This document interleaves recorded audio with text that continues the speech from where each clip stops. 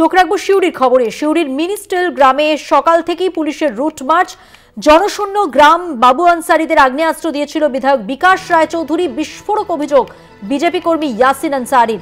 ইয়াসিন অপরাধী অভিযোগ উড়িয়ে বললেন বিকাশ রায়চৌধুরী। সব মিলিয়ে ঠিক কি খবর রয়েছে আমাদের সঙ্গে, যেমনটা আপনাদের বলছিলাম, টেলিফোনে রয়েছেন আমাদের প্রতিনিধি মনা বীরবংশী। মনা, একেবারেই তাই মধুবন্তী। তুমি জানো যে গতকালকে বিশেষ করে সিউড়ি থানার অন্তর্গত তুমি জানো যে মিনিস্ট্রিল গ্রাম, সেই গ্রামেই মূলত গ্রামের দুটি গোষ্ঠী সংঘর্ষকে ঘিরে রীতিমতো কিন্তু উত্তেজনা এবং অশান্তর পরিবেশ তৈরি হয়। তুমি দেখেছো যে গতকাল দিনভর বিশেষ করে সিউড়ি থানার যিনি আইসি সঞ্চয়ন ব্যানার্জি ঘটনাস্থলে যাওয়ার পর তাকে যেভাবে কলারে হাত দেয় সেই নিয়ে রীতিমতো রাজ্য রাজনীতি তোলপাড়। তারপরেই দেখো গতকালকে বীরভূম জেলা পুলিশ, সিউড়ি থানার পুলিশ আদা জল খেয়ে কিন্তু অভিযান চালিয়েছিল। এবং তুমি জানো যে সন্ধ্যেবেলায় বীরভূমের পুলিশ সুপার অমনদীপ সিং তিনি কিন্তু সাংবাদিক বৈঠক করে জানিয়েছিলেন যে 20 জনকে গ্রেপ্তার করা হয়েছে।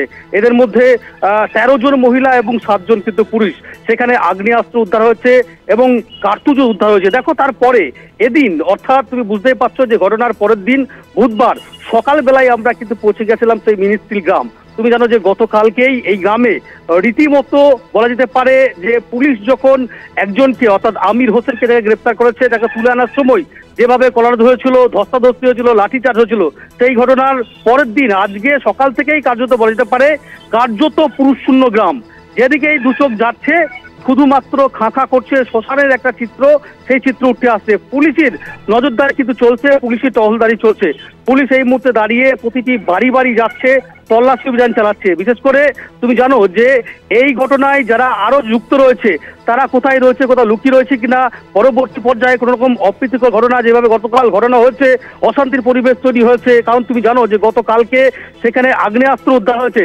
এক গোষ্ঠী আগ্নেয়াস্ত্র নিয়ে গিয়ে সেখানে ত্রাস সৃষ্টি করেছিল, সন্ত্রাস সৃষ্টি করেছিল, তার ফলেই কিন্তু এত বড় ঘটনার সূত্রপাত হয়েছে। খুব স্বাভাবিকভাবেই এদিনই পুলিশ কার্যত বলা যেতে পারে যে চিরুনির তল্লাশি সেই গোটা গ্রাম জুড়ে কিন্তু চালাচ্ছে।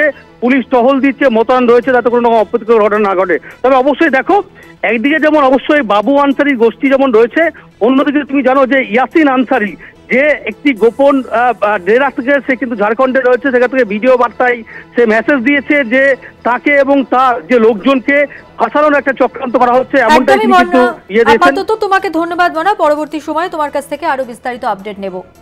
ধন্যবাদ মনা। কথা বললাম প্রতিনিধি মনা বীরবংশীর সঙ্গে।